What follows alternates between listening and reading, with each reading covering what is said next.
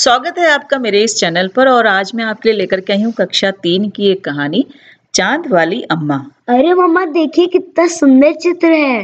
हाँ, ये चित्र आपको ये समझना चाहिए कि ये महाराष्ट्र की एक चित्रकला शैली है जिसको हम कहते हैं वर्ली शैली, उसमें बनाया गया है। और इसमें तो मम्मा ढेर सारी चीजें हैं, पशु, पक्षी, पेड़ और इंसान भी। हाँ, और इसको बनाना भी उतना ही आसान है। तो बच्चों, आप इसकी अपनी कॉपी में बनाकर भी प्रैक्टिस कर सकते हैं। इसमें देखिए एक अम्मा है जो अपने सारे काम स्वयं कर रही हैं।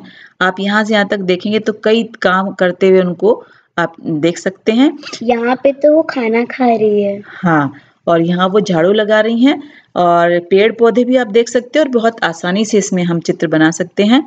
इसकी प्रैक्टिस आप ज़रूर करिएगा। चलिए तो चलते हैं हम अपनी कहानी की तरफ।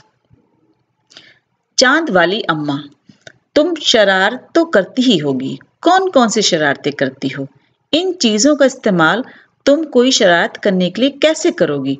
जैसे झाड़ू, पंख, कागज़, गुब्बारा, इवन बच्चे तो कैंची, पेपर, किसी भी चीज़ से एक शरारत कर सकते हैं। हाँ। तो ये कहानी मैं तुमको सुनाती हूँ, फिर मुझे बताना कि कैसी लगी। बहुत समय पहले की बात है। एक बूढ़ी अम्मा थी, बिल्कुल अकेली। उसका कोई न था। घर का कामकाज उसे खुद ही करना पड़ता था। सुबह उठकर कुएं से पानी लाना, खाना बनाना आदि। उसके साथ एक परेशानी थी। वह रोज सुबह उठकर जब घर में झाड़ू लगाती तब तक तो सब ठीक रहता, पर जैसे ही वह आंगन में जाती और झाड़ू लगाने के लिए झुकती, तभी आसमान आकर उसकी कमर से टकराता। आसमान? अम्मा उसे घूर कर देखती तो वह थोड़ा सा हट जाता। फिर वह जैसे ही दोबारा झुकती, आसमान फिर अपनी हरकत दोहराता। 1 दिन, 2 दिन, 3 दिन लगातार यही क्रम चलता रहा। अम्मा झाड़ू लगाए और आसमान उसे तंग करे। एक दिन कुएं पर पानी भरने को लेकर अम्मा का किसी और से झगड़ा हो गया। अम्मा जरा गुस्से में थी। वे झाड़ू उठाकर आंगन में गई और जैसे ही झुकी, आसमान ने अपनी आदत के अनुसार उसे फिर छेड़ा। अम्मा ने आप देखा न ताव और कस कर एक झाड़ू आसमान को दे मारी। आसमान झट से हट गया, पर वह भी अपनी आदत से मजबूर था। दूसरी बार फिर अम्मा के झुकते ही टक्कर मारने लगा। अम्मा ने पूरी ताकत से उस पर फिर वार किया। आसमान को शरारत सूझी। इस बार उसने झाड़ू पकड़ ली। उधर अम्मा भी झाड़ू पकड़े हुए थी। रस्साकशी शुरू हो गई। झाड़ू का ऊपर वाला हिस्सा आसमान पकड़े हुए था तो नीचे वाला अम्मा। दोनों छोड़ने को तैयार नहीं थे। अम्मा चिल्लाई, छोड़ मेरा झाड़ू, मेरे पास यही एक झाड़ू है। तब भी आसमान ने नहीं छोड़ा। बूढ़ी अम्मा कब तक रस्साकशी करती, थक गई। आसमान ने झाड़ू खींचना नहीं छोड़ा। अब वह झाड़ू के साथ ऊपर उठने लगा। उसके साथ साथ झाड़ू पकड़े हुए अम्मा भी ऊपर जाने लगी। वह चिल्लाई, मुझे नीचे छोड़ दे। आसमान ने कहा, अम्मा अब तो मैं तुम्हें नहीं छोड़ूंगा, ले चलूंगा ऊपर, वहीं झाड़ू लगाना। और इस प्रकार देखिए, अम्मा जो है झाड़ू लेकर के चांद तक पहुंच गई हैं। अम्मा अब झाड़ू नहीं छोड़ सकती थी क्योंकि वह बहुत ऊपर पहुंच चुकी थी। तभी उसे वह चांद दिखा। झट अम्मा ने पैर बढ़ाया और चांद पर चढ़ गई, पर झाड़ू नहीं छोड़ी। आसमान को फिर शरारत सूझी। उसने सोचा, अम्मा तो चांद पर चढ़ गई है, यदि चांद उसकी मदद करेगा तो मैं हार जाऊंगा, इसे यहीं रहने दूं। ऐसा सोचकर उसने झाड़ू छोड़ दिया। अम्मा झाड़ू सहित चांद पर रह गई। वह इतनी थक गई थी कि झाड़ू पकड़े पकड़े ही चांद पर बैठ गई। मम्मा आसमान ऊपर चला गया। उस दिन से आज तक बूढ़ी अम्मा झाड़ू पकड़े चांद पर बैठी है, नीचे उतरने का इंतजार कर रही है। अब तो मैं रोज रात अम्मा को चांद पर देखना चाहूंगी। क्यों नहीं, तुम नहीं चाहती हो कि अम्मा जो है नीचे उतर करके आए? लेकिन कैसे आएंगी? मुझे लगता है कि चांद पे बैठे बैठे उन्हें झुक जाना चाहिए। हाँ, चलो तो अब हम देखते हैं कि हमने इसमें क्या क्या सीखा। तो तुम्हारी कल्पना, कल्पना का मतलब होता है कि हम सोच कर लिखेंगे, ठीक है। ठीक ये है। देखो, बूढ़ी अम्मा चांद पर क्यों चढ़ गई होगी? तो बूढ़ी अम्मा चांद पर चढ़ गई अपनी झाड़ू को बचाने के लिए, है ना, या अपनी जान बचाने के लिए। चांद वाली अम्मा झाड़ू क्यों नहीं छोड़ना चाहती थी? वह अपना घर कैसे साफ करती, है ना, क्यों छोड़ती? अगर छोड़ती तो अपना घर कैसे साफ करती?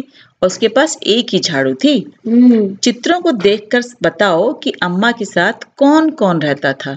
तो उसके साथ में जो हमारे चित्र हैं उसमें गिलहरी और कबूतर रहते थे अम्मा के साथ। कैसे पता चलेगा? देखो, ये हमने चित्र देखा, इसमें हमें देखा ये गिलहरी और ये कुछ कबूतर कबूतर हैं, तो हमने इसमें से जाना। आसमान बार बार आकर अम्मा की कमर से क्यों टकराता था? तुम्हें क्या लगता है क्यों टकराता था? अम्मा को परेशान करने के लिए, मुझे तो यही लगता है। हाँ, उनसे वो मजा लेता था। अब रूठना मनाना, जब बूढ़ी अम्मा उड़ी जा रही थी तो आसमान को हर तरह से मनाने की कोशिश की। बताओ उन्होंने क्या क्या कहा होगा? अरे उतारो मुझे, ये घबरा कर कहा होगा ना, अरे उतारो मुझे। और गिड़गिड़ा कर क्या कहा होगा? भगवान के लिए उतारो मुझे। उतारो मुझे। और गुस्से से कैसे बोली होंगी? मुझे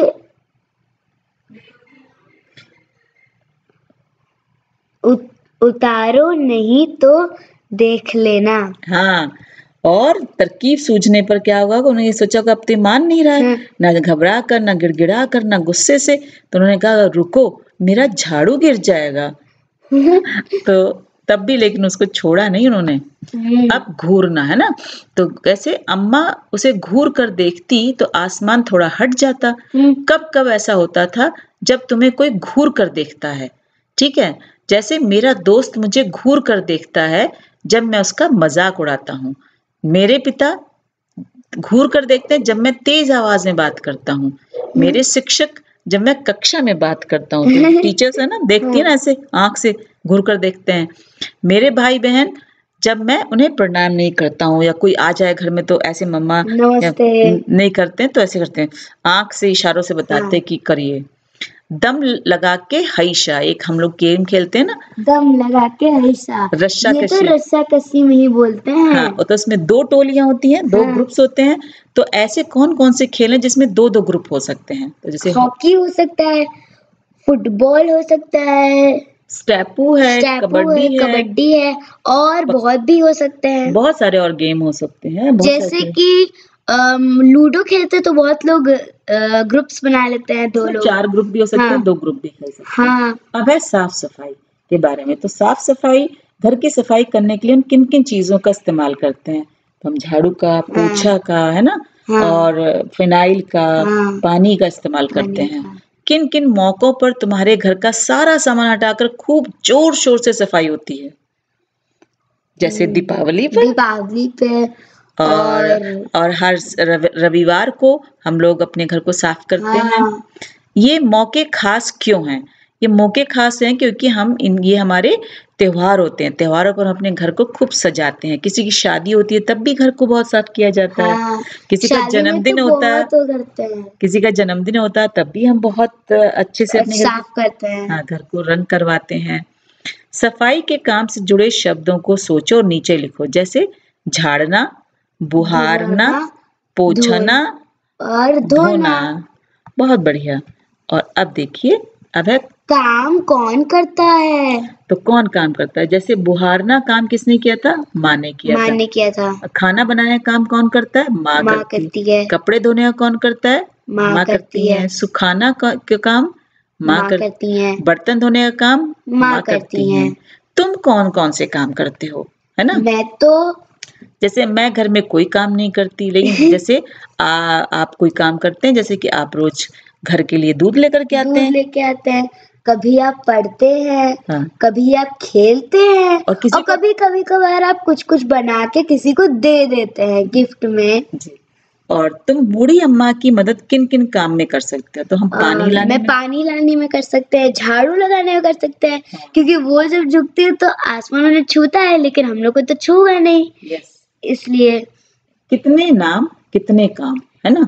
चांद काम क्या रहेगा, जैसे कि इस कहानी में नाम वाले और काम वाले शब्द आए हैं, तो हम इसमें नाम वाले शब्द लिखेंगे, जैसे चांद है, अम्मा है, और काम वाले शब्द होंगे पानी भरना, झाड़ू लगाना, खाना बनाना, ऊपर जाना, बैठ जाना, तो हम ये सब भी शब्द से और झुकना भी। अब तुम्हारी शरारत, कि तुम किसी अपनी शरारत के बारे में बताओ कि तुमने कभी कोई शरारत की हो तो। हाँ, मैंने एक बार अपनी मम्मी का कुर्ता लेके उसे कैंची से काट के अपना कोट बनाया था। ओह, तो आप भी तो बच्चे सब शरारत करते हैं। हम भी जब छोटे बच्चे थे तो हम भी शरारत करते थे। ये नहीं होता कि कोई शरारत नहीं करता, कभी ना कभी तो लोग कर ही देते शरारत। तो आपको ये मेरा कैसा लगा पाठ, इसके बारे में आप जरूर से बताइएगा। सब्सक्राइब करिएगा, अगर आप इस चैनल में नए हैं तो सब्सक्राइब करिएगा, लाइक करिएगा एंड शेयर करिएगा अपने दोस्तों को, जिससे कि उनको भी मजा आए कहानी पढ़ के। And thank you.